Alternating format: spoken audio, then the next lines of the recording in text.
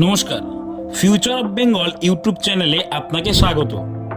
আপনি কি জানেন প্রধানমন্ত্রী নরেন্দ্র মোদীর রাশিয়া সফরে আমেরিকা অনেকটাই ক্ষুব্ধ? কারণ রাশিয়া এবং আমেরিকার মধ্যে কোনোদিনই সুসম্পর্ক ছিল না। ভবিষ্যতে হয়তো এদের মধ্যে যুদ্ধও হতে পারে। এবার একটু দেখে নিই ভারতের প্রতি রাশিয়ার কি অবদান আছে।